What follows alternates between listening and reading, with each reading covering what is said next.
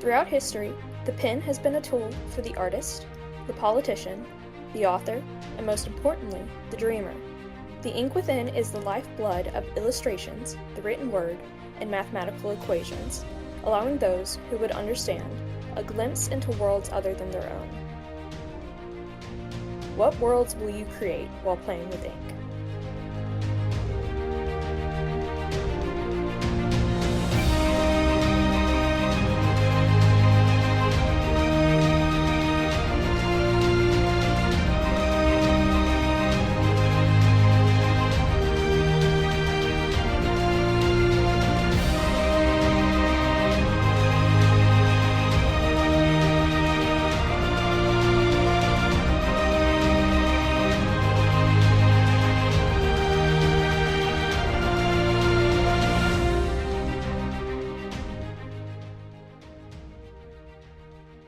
Hi, I'm Plutach. And I'm Nayruan.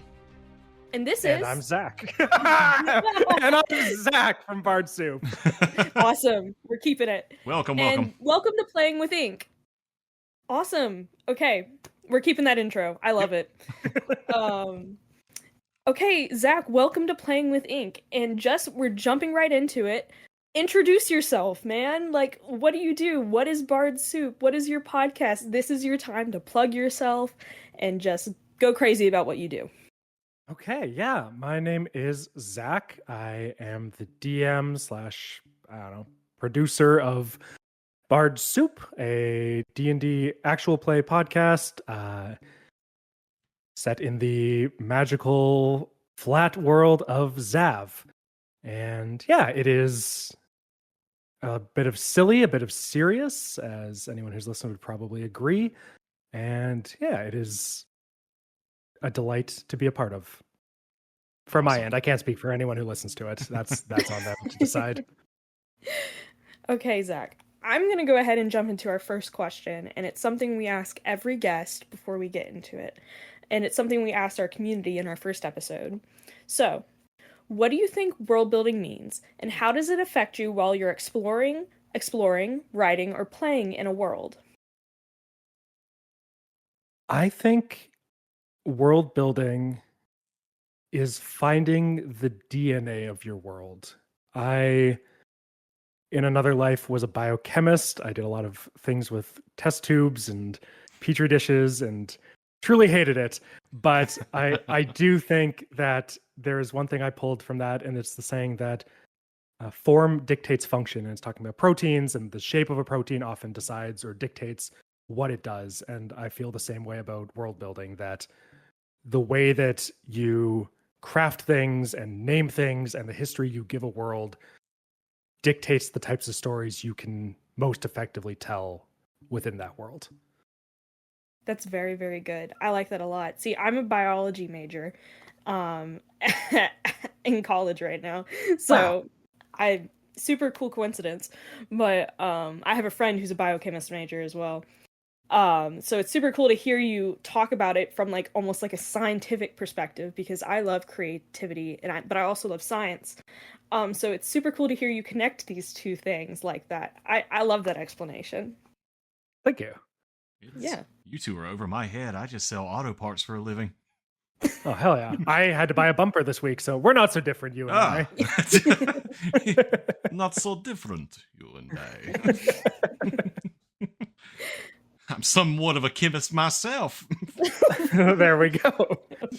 Because I cracked my bumper while driving to grad school when I was a biochemist. It's all connected. We're all connected. We're all the same. You're both way smarter than me, so I yield. I dropped out. Let me be clear. So, in very general terms, what is Zav? What is this world you've created for this podcast? Zav is a flat world. To be specific, it is conical, so it's like a shallow cone with a flat top where the majority of its residents live, maybe not all of them. It is illuminated by a phoenix that is the sun that explodes every night and is reborn anew in the morning, bringing in the next day. It has 2 moons that are the phoenix's eggs. The world itself has a single continent that wraps around the outer edge of the surface with a large central ocean. And it's Looney Tunes. It's a very heightened reality, a little slapstick, a little, I like to think of it as like oversaturated. Just everything's a little brighter than a real world is. It's such a cool description. Yeah, I'm imagining the whole Phoenix kind of like thing, like dying and coming back. That's super cool. I really like that. And that was actually explained in the in episode 1. I remember because I just re-listened to it today, and I'm going to be completely honest. We talked about this before we started recording too, but I am naturally a snob when it comes to certain things I like to listen to and stuff. I mean, I only have technically 3 authors I even read audiobook wise. Tolkien, Brandon Sanderson, and recently, because my wife and other teammates have forced me to read Sarah J. Maas, so now I'm... I'm sorry. Be quiet. Okay. Yes, Throne of Glass, yes. Okay, cool. Yeah. I think I'm on book 5 now, so working my way through it. Anyway, so I started listening to your episode 1 with Ptolemy Hinkle. You say it's sort of Looney Tunes, that name sticks out. But at first I thought I was listening to an audiobook. Now I was like, what is this about? What is he's telling a story? Is this more of like a storytelling podcast? Is it more, are we going to get into any D&D, TTRPG, anything like, are we going to get to a game? And I was sitting there thinking, just to be honest, I was like, oh, here we go. Somebody's just, somebody's spill, as it always is, opening up. And then the longer I sat there, you said you have a background in chemistry. Do you have a background in library sciences, storytelling, anything like that? My partner has a library science degree, but I myself, I am uneducated when it comes to anything that I personally value. So your partner, your partner is a librarian per se? Yeah, more or less. She's got the degree, but yeah. My wife is also a librarian, so okay. We're not so different, you and I. We're not so different, you and I. We thought we wouldn't get along, but we do. So anyway, you started telling this story, and I suggest anybody listening to this to go and listen, just go now. Stop, pause the podcast, go listen to this. Because you were able to captivate, and I assume because your partner is a librarian, maybe you were sitting there during those storytelling times when they had to go through that class. So I remember sitting there, and she was like doing that during university. She took everything online, so I somewhat have a library science degree by proxy. Sure. By proxy, yeah. But it just amazed me how well, like, I was very intrigued with Ptolemy's story, and then he fell into the pit, and how he was able to get out of this. And then I started to realize, like, no, this is how he opens it. This is how, and I never listened to a campaign where somebody opens that way before. So honestly, that's probably top 3, maybe even competing for top 1 just for originality. So how did you come up with that? Yeah, I wish it was like a more artistic or romantic answer, but it was kind of the producer half of my brain thinking there's a lot of really amazing D&D shows out there. How do you cut through? It seems like the ones that jump to the top have a pre-existing audience built in. They've got these long-standing careers in comedy or entertainment that they're able to leverage into a successful D&D show. None of us on our team have that. So I was like, okay, what can we do to try and stand out, to give ourselves something different? And this is something that I hadn't seen done before. I thought, I'm sure somebody else has, and they can sue me. That's fine. I deserve it. I mean, for a D&D perspective, like opening a campaign as such, there are some books that kind of open up like that. There's also some books that sort of end on that and like make you go back. I think of the Mortal Engine series, how it all ends, and then basically the story starts over with somebody telling the story, like that whole thing. But this, the way you did it, it was able to explain exposition. You were able to naturally go into this world and explain it to outside viewers, and it just seemed like a story that's just being told through Ptolemy Hinkle. And now anything that happens in the campaign is just happening while he's being spit roasted, I suppose. Spoilers. Yeah. No, it's okay. At the most recent episode, he's now made it into the pot proper. So he's moving down in the world, but well, that's sad. I like Tom. Oh, he's alive. He's alive. He's just floating on a big carrot. It's okay. But it was truly amazing, and my hat's off to you, sir. That was, again, me being a snob. You had me in the palm of your hands, wanting to listen to more. So, thank you. That's extremely kind. Thank you so much. Throw the ball, Plutach. Yep. Okay. So now that you've talked about like what is Zav and how you introduced this world, and how you introduced it from a like producer standpoint, not necessarily like a campaign standpoint, just sitting, because I think playing D&D online is very different than playing D&D just like sitting around a table and stuff. Totally. So again, how do you like, this is a question I just came up with, so I apologize that it wasn't on the sheet beforehand. But how do you balance the online D&D and still keeping it entertaining for you and your players, still keeping it fun, and keeping it engaging for an audience? That's a good question. That's something that I think about when session prepping and when thinking of like the next chunk of episodes that we're going to record and put out. A big part of that is the freedom of editing, because if you looked at my editing software and just like a file from an episode that I cut, it would look like a madman had just come in and like attacked it with a knife. I'm just making 1,000 small cuts. We're not so different. Not so, yeah. But it is just that knowledge that anything that doesn't work, we can take out and we can cover up and fix. And if something lags or someone's thinking for the right word or searching their character sheet, we can just cut that out, and it takes away that pressure and that anxiety that builds and all that sort of thing. And I think it's something that I've been DMing for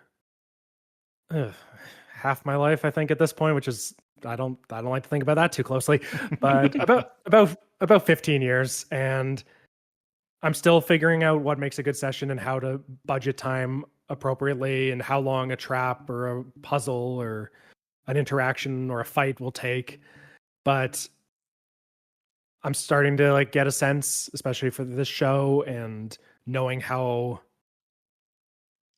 the players like to operate. And I think it's ultimately, I'm kind of, I know I gave an answer at the start, and I'm kind of overrule it entirely. I think sort of at the end of the day, if we're having fun, it's going to make a good episode. Because you can cut down if we get too crazy with it. If we're laughing too much, I can mute a track. I can cut out a section where we're, incomprehensible. But I can't inject fun into an edit, right? So it's first and foremost, make something that they think they'll be interested in, knowing what they like about the story and what matters to them as players and and their characters, and then try and find the best version of that in the edit for the audience at large. And I don't know, it's a learning process, like especially in those first couple episodes. We recorded, and in episode 1, 2, leading into 3 and 4, the city is a burst with news that the king has issued a summons and anyone who comes will receive a boon. But in the edit, I took out the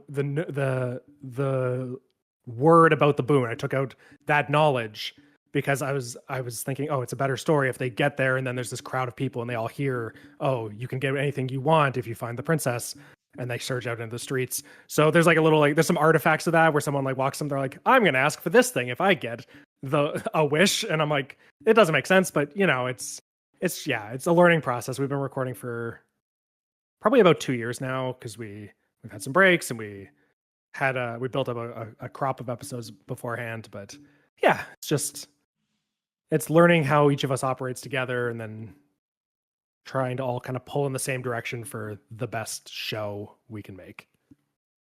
That's really cool. Mm-hmm. So you're almost like combining what you know with like audience engagement, and still you're almost, from what I understand you're saying, is you have two audiences and you work through your players as the first audience, and then you go to the outer audience almost in your editing process. Is that fair to say? I think that is a wonderful way to say that in 10 seconds when I took like 4 minutes to say the exact same thing. And, yeah, no, you nailed it. That was perfect. Okay, awesome. Well, that jumps into my next question. How do you incorporate your players into your world building, and how do you, and this may sound like redundant, and how do you incorporate their characters? I think players and characters are two different things and you have to separate them.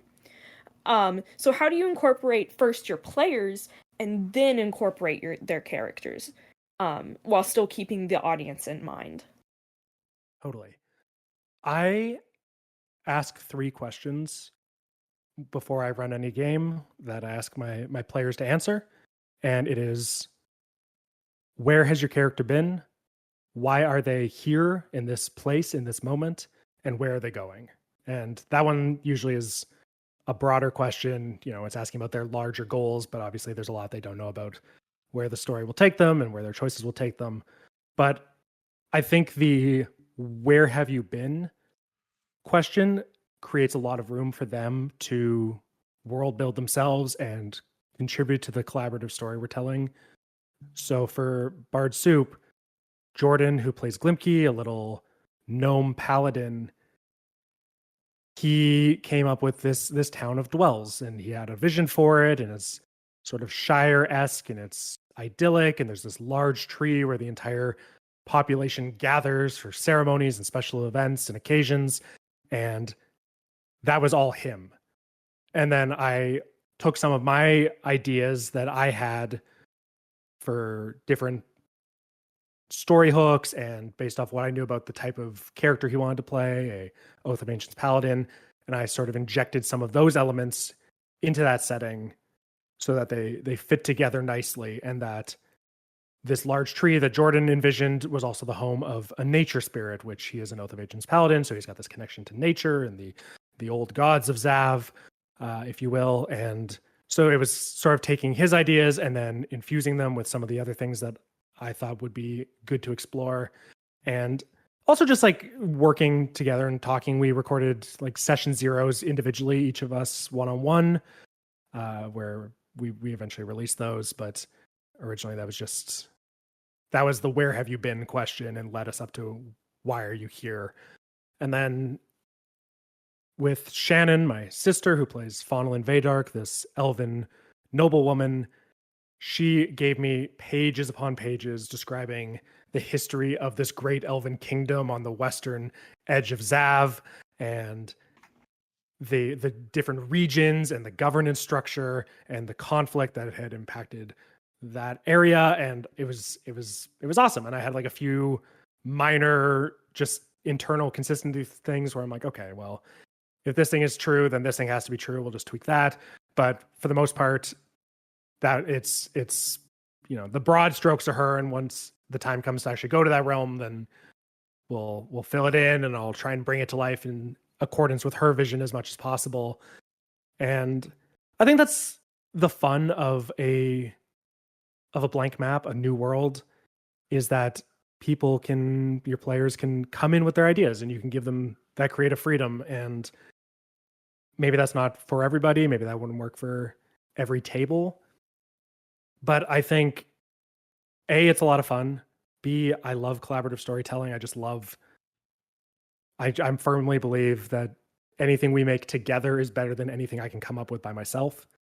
And then I think it also just helps so much with player engagement and putting them, they care so much more if it's something that they've spent time thinking about and dreaming up. And I've played in groups where it's just, we want to show up and we want to roll dice and slash goblins for 4 hours, and that's fine, you know, that's great. But often I found that those games it's been hard to keep them going because there's less of that personal buy-in. So if you can get that, then you've got, I think, everything you need, honestly, just to have a very good time telling a story with your friends. Yeah.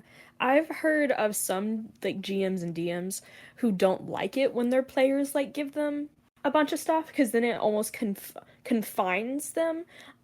I think that's a little bit BS. Yeah, because when a player gives me like, because like I said earlier, I don't think I said it while we were recording, but anyway, before we started recording, I said I'd started a Daggerheart campaign recently. And one of my players gave me like a 7-page lore doc about this flying city, and I was so excited because I was like, I get to pull all these little things that you've created, and I get to spin it into something that fits my world, but it's also your creation at the same time. And like you said, collaborative storytelling, I think, is so much better than sitting alone and just storytelling. I mean, we try to go all episodes without mentioning Tolkien and Lewis. You said it. We're failing. We're failing. I was about to say that Tolkien and Lewis sat around with the Inklings and they created together, right? So I feel like it's just so much better to collaborate with your campaigns, especially to get that player engagement, like you said. It's definitely when a player does hand you that big fat stack of lore of their character, it's I'll say it is a bit intimidating because like both of you hinted off to, yes, that they are invested. They have put time in before, and now they are handing this over to you, this piece of them, because it's a creation of theirs, and they are entrusting it now to you to curate it, to grow it. And so, yeah, they are invested, but that's probably why I had it done one time where I had to incorporate a deity into a homemade campaign. And yeah, it was I was a newer GM at the time, and I'll have to say incorporating that into and I over prepare. I like come up with lore of a shopkeeper that they in a city, in a corner of the city that they will never visit. But I know how he connects to a werewolf that's in a dungeon. So, and said werewolf's backstory of how it's there and how he's connected to the mayor, and the mayor's brother is the first person they met. All true. Amazing. They never got to it because there was about 50 other things. But it was working that in is, you have to, like you said, Zach, you have to change things around. It has to work in, but it does bring the players together, or sorry, it brings the player and the DM together in this natural, what am I trying to get at? I can't speak words now. I'll just say it brings the story together and makes things flow a little bit better because they are invested, you're invested. It's the person that comes in with, just like you said, like wants to show up and play Diablo 4 or 3. Hack and slash. Totally. And get the loot, get out of there. And that's the kind it's hard to keep those people entertained. They're the ones that just want to show up, get to the fights, not really interested in the character interaction or the NPCs and the spirit that you bring to it. So, but we have to find a way to accommodate both of those people, both of those type of players at the table. And it's a fun Rubik's Cube to figure out as a DM. Yeah. It's 100-sided Rubik's Cube, not a normal one. That's just yeah, it's and ever changing. Somebody keeps changing the stickers on it at every table. Yes. So yes, a little goblin changing the stickers. Gibbles. Gibbles. Okay. Classic Gibbles. Little Gibbles. Gibbles is a goblin we had on a campaign, and I killed him, and the players hated it. It's tragic. So you talked about earlier, Zach, how you were like a biochemist or were going to be a biochemist, and then you dropped out, which is fine. People do what they want to do. I hope that wasn't offensive when I said that. Not at all. I just realized that's kind of sounded like you do what you want to do. Just moving on. You messed up, but it's fine. No, that's totally not what I meant. But moving on, apologize. That's not the way I meant to phrase that. Okay, my grandma would agree with you, so it's okay. That just makes me feel even worse. No, she's lovely. Okay, good. Oh, we can edit it out. Yeah, perfect. Awesome. Well, but I won't. What I was okay, so like your experience as studying biochemistry, and then your experience as your partner is did librarian studies. How do you think your experiences in real life affect your world building? Or playing or GMing or whatever? Ooh. That's a good one.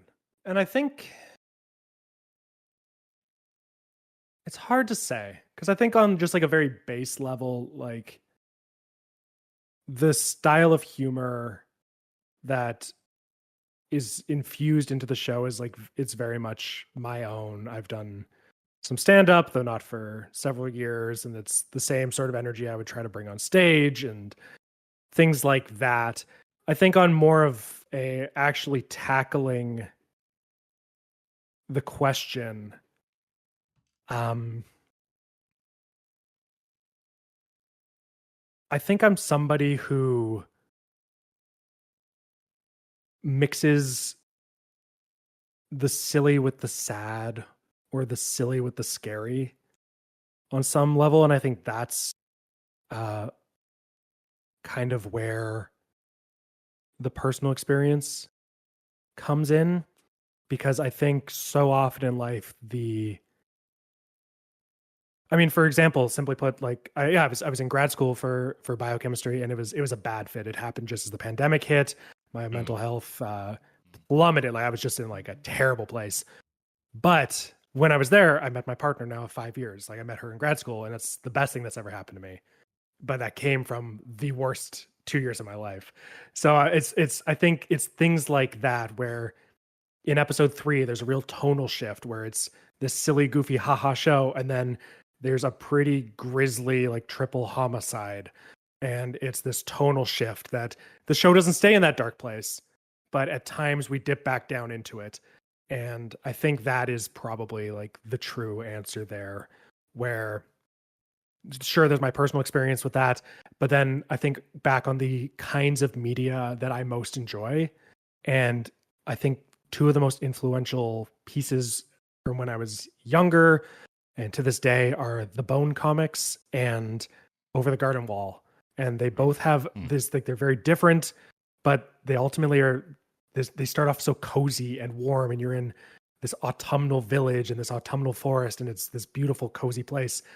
And then at times it dips into these dark, scary moments that on, maybe at first glance they feel tonally off or like incongruent, but they add this element of danger and scariness that makes it so much more rich for me. And that's the kind of thing that I really try and bring into the show and to the storytelling that we do.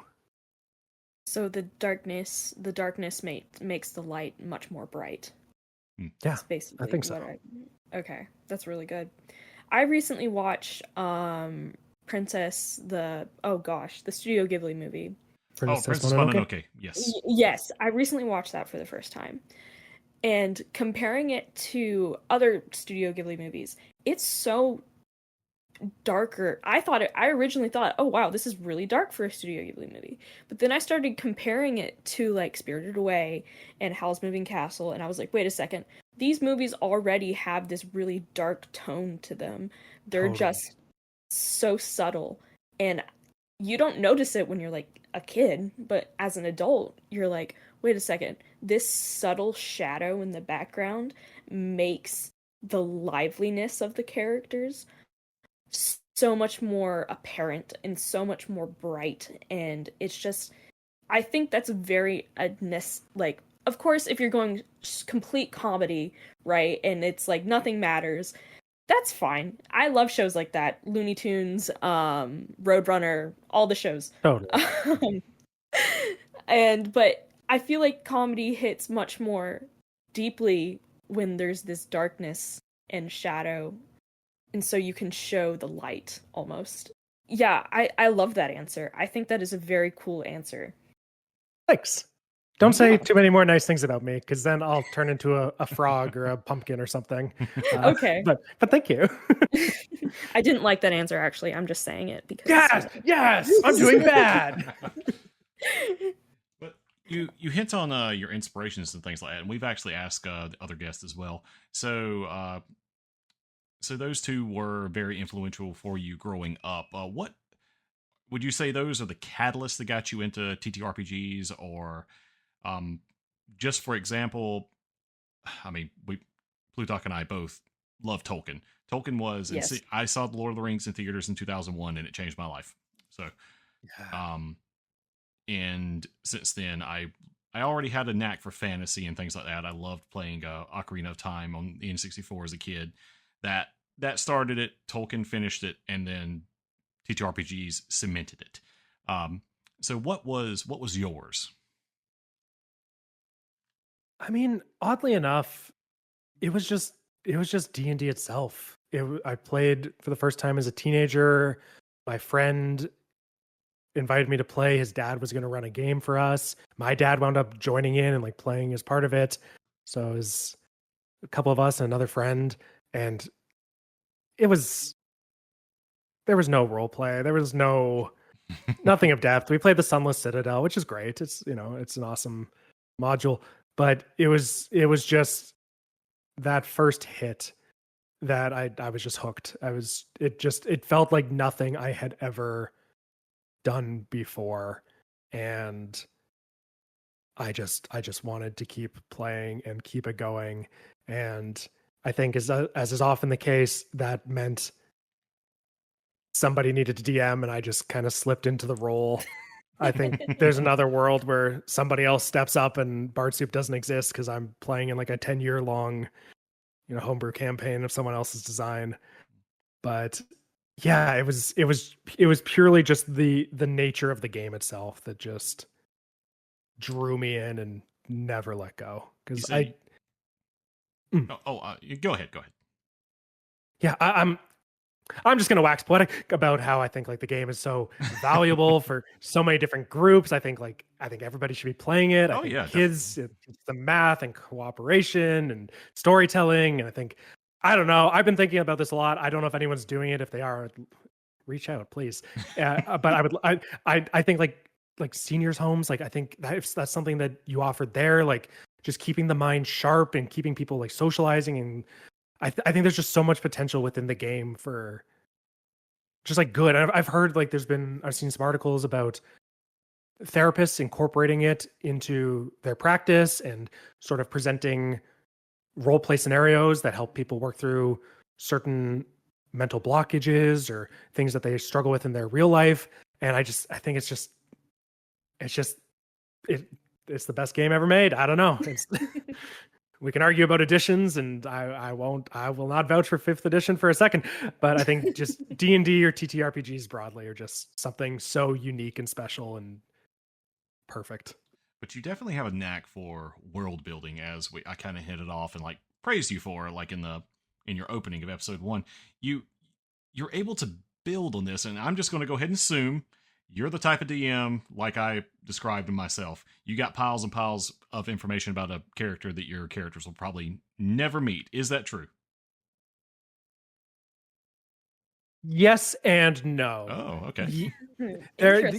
For sure. There is definitely like right now they're currently in this island chain. It's this chain of 12 islands that I've got thousands upon thousands of words dedicated to, because they might want to go to all 12. I don't know. Yep, they aren't. I know how the story's going. Me as the producer is like, we can't, if they spend 3 episodes per island, that's 36 episodes.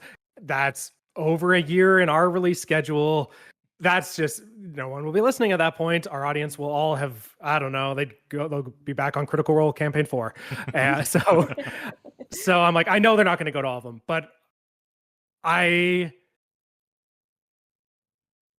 I'm comfortable improvising, but the less I have to, the happier I am, especially with it being a recorded show that there's a record of what has been established. I want consistency above all else. Anytime I go back and listen to an episode where I say the wrong word when describing something, or there's one, the very first episode, literally, you like the intro, we love the intro with Ptolemy Henkel. It's very good. It's very fun.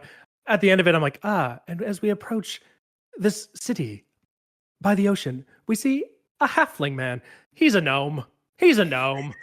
I tried to edit it out. I couldn't get the sound to match up. It sounded like, and we see a gnomish man walking down a hill, and it sounded terrible. So I left it in. It says halfling. It's going to be there till our show disappears from servers.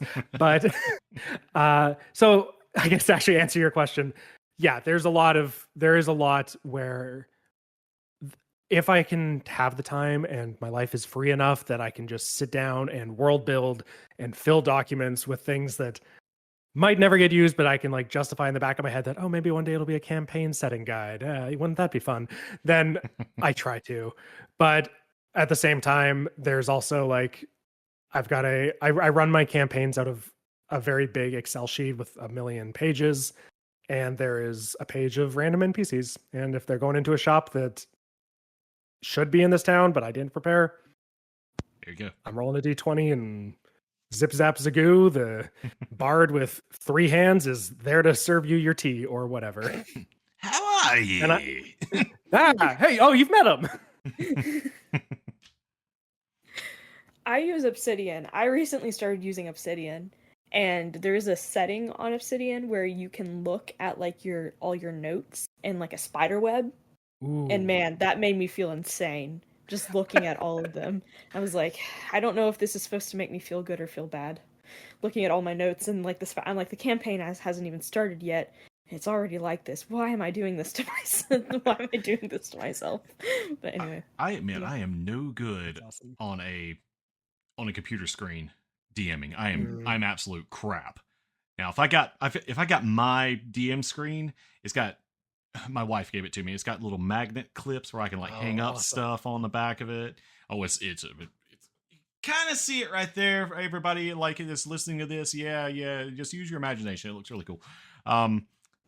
So I got all the notes that I wrote, and I know what's on them like list by list. But like if I'm on the screen right now and I'm trying to DM, everything's going to be on different pages like Google Docs and stuff, and it's going to be page after page, and I'm going to screw up, and I'm not going to see it, and I'm going to fumble. So that's my confession. I suck as an online DM. It's tough. It's by necessity. If I had the power, our cast is kind of scattered in a bunch of different places. So if I had the power, we would be in a proper studio with all the same mic, and it would all be a producer to balance the levels. But instead, we're on good old Zencaster, and when it works, it works, and when it doesn't, I get very sad. Maybe one day we'll all be rich. Yeah. Yes. Anyway. All right. Moving on to another question. We talked about your intro to the world and all that. Do you take inspiration from the already established D&D lore, and does it affect your world? And how does the lore of Zav different than the Forgotten Realms or Eberron, or I can list a bajillion D&D modules and things, but how does it different from what is given to us in the player's handbook and the DM's guide?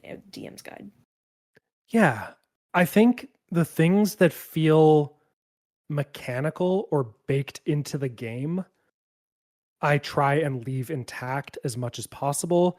Things like the schools of magic or divine pantheons for such like a cleric or something. I will, as much as possible, leave that intact. I am very comfortable writing cities and story, but mechanically I don't really mess around with making my own homebrew classes or subclasses or anything like that. Mm-hmm. So I try and make sure that anything in the game that I'm running can work with the stuff in the core rules, right? So that if one of my players wants to play an Oath of Ancients Paladin, there is a means by which they can do so that'll fit within the world of Zav, for example. But to that effect, when it comes to things like the gods, I don't use anything like that. The Pantheon of Zav is 8 to the Divine Octad. It is 8 gods that each of them touch upon one or two of the cleric domains, because then anybody who plays a cleric can be like, I want to play a life cleric. You probably will be worshiping Udrasil or someone else, right? Like, yeah. So, and then like things like species, as long as I don't personally dislike it, it'll work. Or if it makes sense, like I guess for like anything, I have a document. I took every single playable species from 5th edition, because we're playing in like the 2014 rule set. I went through, I found every single one that has been published, and I sorted them out. I'm like, these ones, they are here. You can play them. They are prevalent throughout Zav. These ones, they aren't on Zav, but maybe they're out there, like an astral elf. There might be astral elves out there. If they ever go out into deep space or what have you, they might find an astral elf. It's a flat world that you can barely dig down, let alone get really far down. So the Underdark, species aren't present, because I thought it doesn't really work or make sense for the world as envisioned, right? So yeah, I think, I mean, in my mind, it's like class, species, gods. Those to me are like the big official setting facets, right? Because then everything else is like cities and towns and countries. Those are all, completely homebrewed, obviously with some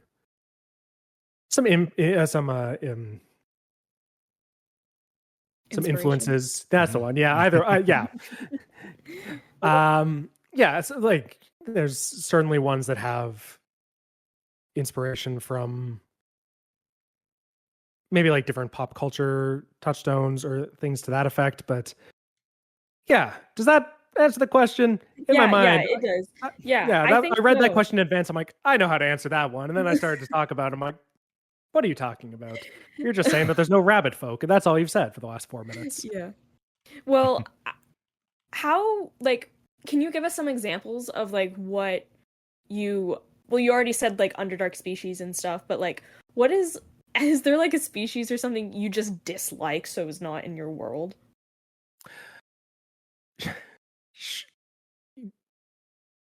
No, but parentheses, yes. There okay, are. Excellent. The answer is Aarakocra, because when I was a baby GM, I had a player and he wanted to just play an Aarakocra who flew up in the air and shot arrows from above, and I broke my brain. And to this day, I'm like, if you have a built-in flying speed, you can just bypass every challenge. And everyone's like, yeah, just put a roof on it or make it so they can't fly over it. I'm like, I don't think that works, because I do try and bring like a realism or a logic to traps and dungeons. I want them to feel logical. I think there's a lot of value in, you walk down a hallway and there's 2 doors and they're like, one of us always tells the truth and the other lies. And I'm like, sure, but like just a nobleman who's living in his mansion, he's not going to want to deal with that every day. Like he's just going to put a regular lock on the door, right? So anyway, all that is to say, Aarakocra are present in Zav. They live on the underside of Zav. They've met a couple, at least one. If they ever ask to play one, it's going to be a polite but firm nah, because I just don't want to deal with it. And if they're like, but my Aarakocra was born without wings, then we can talk about it. But beyond that, no, because it's I think a theme I've been thinking about just in my personal life in 2025 is being motivated by love rather than hate. And there's a lot of things that I dislike And I find myself avoiding the things I dislike, but I'm like, what if you, instead of avoided the things you dislike, you went after the things you like? And so I think I'm still a little bit driven by hate when it comes to Eric Okra. Oh my goodness. Yeah. Yeah. I think I'd have to pull up my spreadsheet, but I think it's literally just that. And then I think like the rabbit folk, because I'm just like, I don't want to come up with the lore for why there's I don't right, yeah. I'm like, I don't want to figure out where their homeland is, and I don't know. If they're real hungry for it, then we'll stick it somewhere. Yeah, sure. A witch, a portal to the Fey realm. Yeah, we can figure it out, but I just don't want to. I love the witch light. I love it. Yeah, that's fair. That's fair. But they are a little bit nasty. They do jump and they're really, really fast. It's like they just bound up into a tree. It's like, well, they got out of that. So just don't have trees in your world. It's better that way. Oh yeah. Oh, exactly. I'll take them to Ireland. Gotcha. Okay.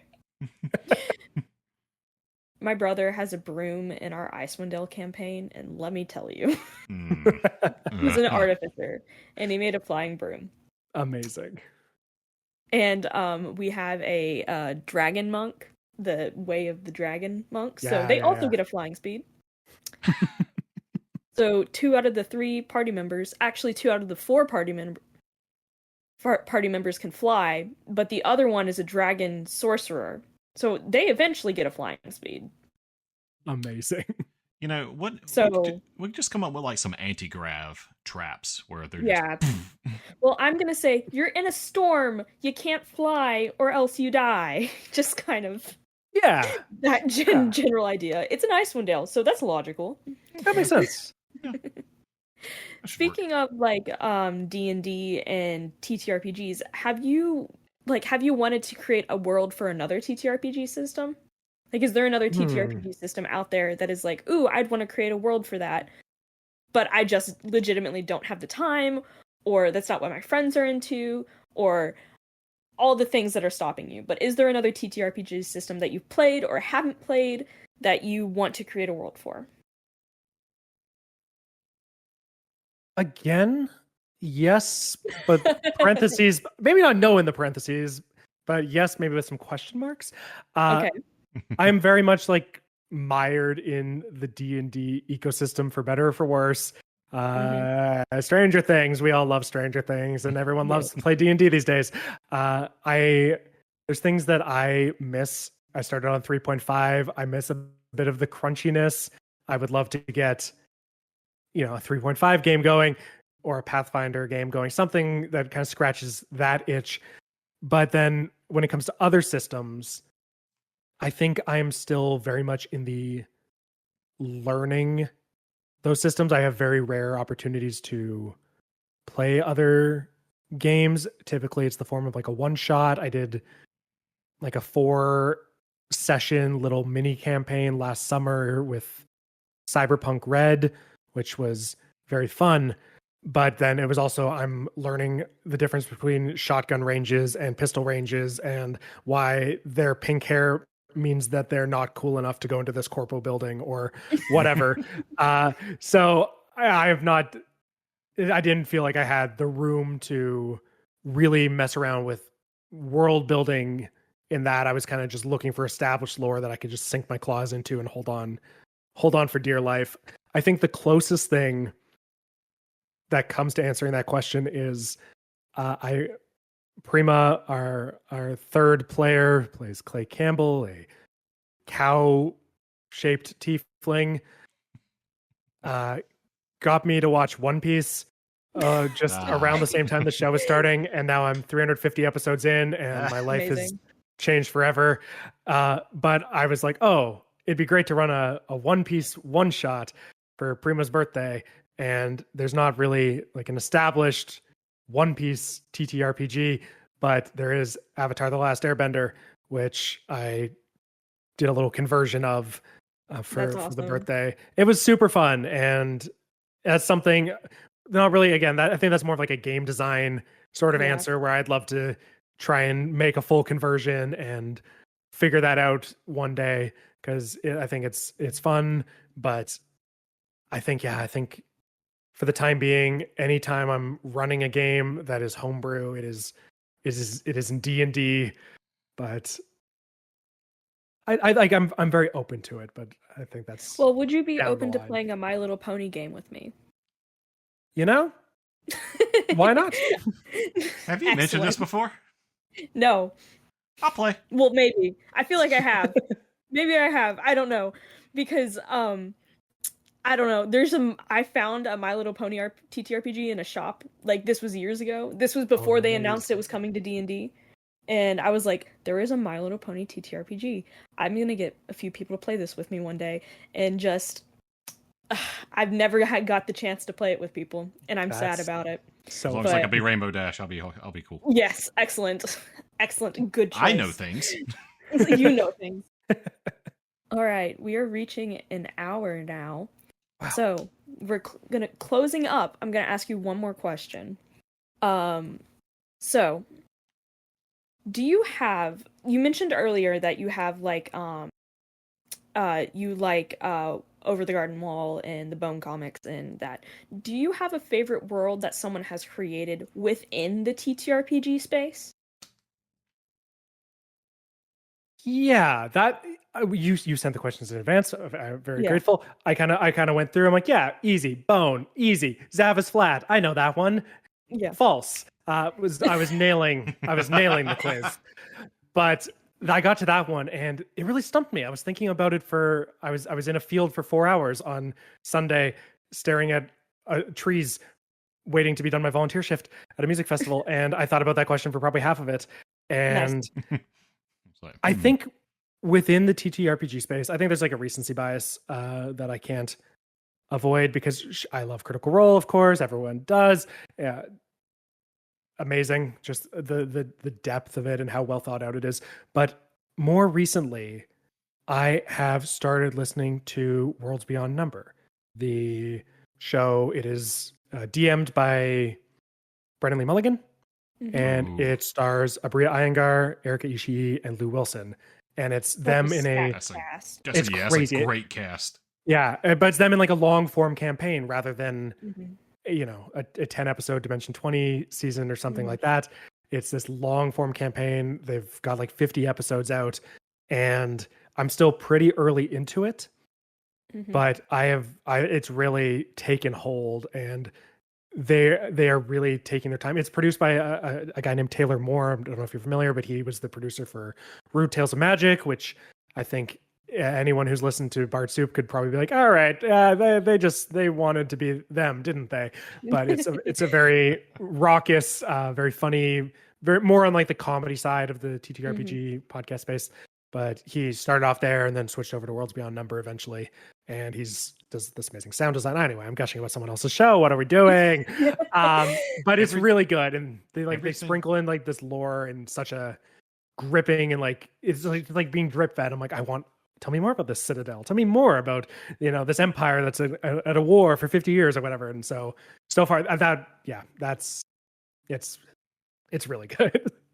Great. That's awesome. I'll have to check that out. Yeah, I've heard about it, but I haven't had the chance to sit down and commit to another D&D podcast. It's hard. It's really hard. I mean, there's very few that I've been able to listen to all the way through, and that is Critical Role because I'm an insane person. There was one that came out in 2019 that had Momo. I don't know if you guys are familiar with Momo O'Brien, but she's a creator on Instagram who does like cool cosplay stuff, but she was in it. And I listened to that one all the way through. And there was one more that was like that was a small one that I listened to all the way through. But that one was only like 50 episodes. So, but yeah, it is hard to get committed to a D&D podcast nowadays. It's tricky. I'm going back to the start of the episode. I'm a snob. I made it all the way through Critical Role Campaign 2, and everything else has been started, and then I go back to audiobooks. And so nice. I just become a snob, but yeah. It's so valid. And plus I'm juggling Ink Knight stuff on the Lorcana side, and us launching all the tiers successfully, yesterday, over the weekend, and then getting our subscription today, and then me acting like a Gen Alpha with Gen Z slang in a millennial's body that was birthed from Gen Xers. So if you guys go check out that video, I'm sorry. I'm going to plug it at the end. Don't worry. Oh, no. If that wasn't the shameless plug right there. So. Yeah. I mean, this is our show. So we can plug whatever we want. That's true. Yeah. Shame-free plugs. Shame-free plug. Plug with abandon. But yep. Zach, is there anything else you would like to plug before we head out? Yeah, I was about to say that. Yeah, I mean, obviously, Bard Soup, Tales from the Cauldron, our first campaign is around and about. There's 30 episodes out, which includes some one-shots and some fun stuff there. You can find us on Spotify or Apple Podcasts or Instagram or TikTok at bard_soup if you just want to take a little sip and see a few clips, see if we're to your liking. Or check out bardsoup.com. We've got some really good fan art. Beyond that, I am part of a little film project called Super Good Productions with Jordan, one of the Bard Soup cast members. We've made a few short films. Our third film, Francine, is kind of going through festivals right now and nice. Should be up on YouTube at some point, probably by the end of this year. And yeah, so follow us at Super Good Productions if you're interested in a couple guys who are sort of just babies in the world of filmmaking and trying to take a few steps further into that. That's so I talked about how I was another thing where we're not so different. I sell auto parts, but I did go to school, and I went to school and you just have an associate's degree in radio, television, broadcasting. So cool. All right. I stopped there and then I switched up to business school. So sure. So I dipped my toe in that area. So. Yeah, I think if I can speak for your audience for a second, I think everyone agreed we were so different, you and I. But maybe by the end of this all, we learned we weren't. We were not. Anyway. All right. Thank you so much for joining us, Zach, and just being on Playing with Ink and telling us about your amazing world that you created. And yeah, catch us next episode. I'm trying to remember who's going to be on that episode. I can't remember. It's fine. Catch us next episode where we have another guest.